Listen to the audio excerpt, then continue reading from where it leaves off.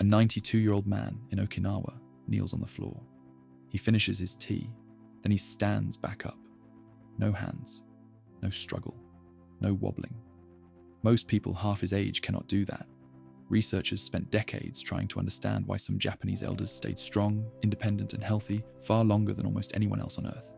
They expected to find a secret, a rare food, a miracle plant, a special gene. Instead, they found something much more surprising. The healthiest elders all shared the same 3 habits, and the first one starts before breakfast. Because the biggest difference between Okinawan elders and most modern adults is this: they never stop moving. Not exercise, movement. There is a difference. Most people today wake up and immediately sit. They sit to drink coffee, sit in the car, sit at work, sit at dinner, then sit on the couch. By the end of the day, many people have spent 10 or 12 hours sitting. But traditional Japanese elders do the opposite. They sweep the floor, water plants, walk to the market, cook from scratch, carry groceries, work in the garden. None of it looks impressive. That is exactly why it works. A 91-year-old Okinawan woman may squat down in her garden 20 or 30 times before lunch. She pulls weeds, carries vegetables, walks to a neighbor's house, then comes home and cooks. She is not working out, but by noon, she has moved more than many people move all day. Researchers noticed something strange. Many of the healthiest Japanese elders never exercised in the modern sense at all. No gym, no treadmill, no fitness classes. Yet they stayed stronger than people who exercised a few times a week. Why? Because their bodies never had the chance to become weak. Modern people often move for 45 minutes, then sit for the other 15 hours. Japanese elders built movement into every hour. And there was one habit researchers saw over and over again. They sat on the floor. Traditional Japanese homes often had low tables and floor seating. That meant elders had to lower themselves to the ground and stand back up many times a day. At first, that sounds small, but researchers later discovered something remarkable. A person's ability to sit on the floor and stand back up may be one of the strongest signs of whether they will stay independent as they age, because that movement requires strength, balance, flexibility, coordination. And Okinawan elders practiced it every day without thinking.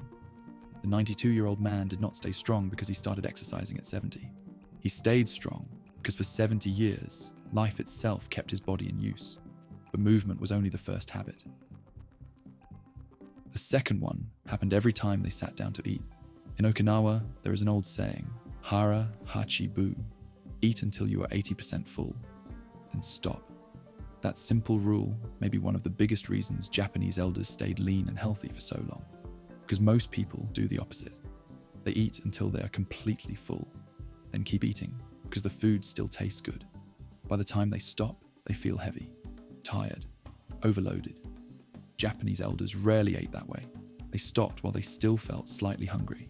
That sounds difficult, but after doing it for years, it became automatic, and the difference adds up. Researchers found that traditional Okinawan elders often ate 10 to 15% fewer calories than the average modern adult. That does not sound like much, but over one day, that may mean 200 fewer calories. Over a year, more than 70,000. Over 50 years, millions. Tiny differences, repeated thousands of times. That is how two people with the same genetics can end up living completely different lives. Researchers originally thought Okinawans might simply have better genes.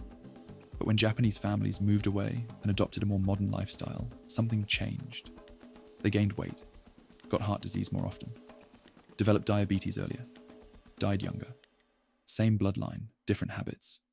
Which means this was never really about genetics. It was about what they did every day. And there was another reason hara hachi bu worked. Japanese elders ate slowly, slow enough for the brain to catch up, because it takes around 20 minutes for your brain to realize your stomach is full. If you eat too quickly, you eat past the point where your body actually needed food, which means most people do not overeat because they are hungry. They overeat because they eat too fast. Traditional Okinawan meals made that almost impossible. A typical meal might be grilled fish, rice, miso soup, pickled vegetables, green tea, simple food, small portions, eaten slowly, no giant sodas, no endless snacks, no eating alone in front of a screen. Instead, people sat together, talked, laughed, paid attention to the meal. And because they ate slowly, they naturally stopped before they had too much. Then modern food arrived. Fast food, processed snacks, sugary drinks, food engineered to make people keep eating. And within one generation, younger Okinawans became heavier and sicker than their grandparents. Same island, same genes, different habits. But the third habit may have mattered even more than food. Because it had nothing to do with the body. It had to do with whether someone still had a reason to wake up in the morning. In Japan, there is a word for this. Ikigai, your reason for living. Researchers studying Okinawan elders expected food and exercise to matter. They did not expect purpose to matter. But again and again, they found the same thing. The elders who lived the longest almost always had something that still made them feel needed. For one person, it was a garden. For another, it was making breakfast for grandchildren every morning. For someone else, it was opening a tiny shop at 88 years old. It did not have to be important to the world. It only had to be important to them. Because people age differently when they still believe they matter. Researchers found that elders with a strong sense of purpose had lower rates of heart disease, lower rates of depression, lower rates of memory loss. And when they did get sick, they recovered faster. Why? Because they were still engaged with life. They still had plans, still had routines, still had people waiting for them. And that may be more powerful than most people realize. Because one of the most dangerous things in modern life is not bad food. It is loneliness. Many older people today slowly lose the things that once gave them meaning. They stop working. Their friends move away. They spend more time alone.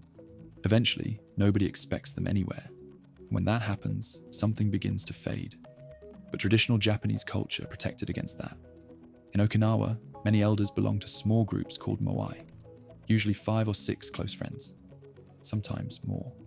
They meet every week, for years, sometimes for decades. They drink tea, talk, laugh, complain, then meet again next week. It sounds simple, but researchers now believe these social groups may be one of the hidden reasons Okinawan elders stayed healthier for longer. Because people are less likely to fall apart when they know someone is counting on them. Some studies have even found that chronic loneliness may be as harmful to the body as smoking. It increases stress, weakens the immune system, raises inflammation, accelerates memory loss, which means the opposite is also true. Feeling connected protects the body, and Okinawan elders were rarely isolated. They stayed inside the community, still contributing, still helping, still needed.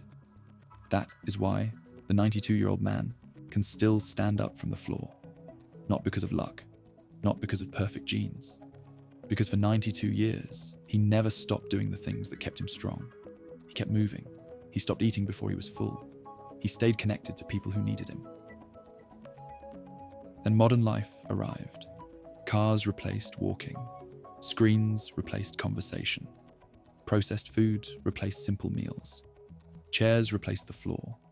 And almost immediately, the health of Okinawa began to change.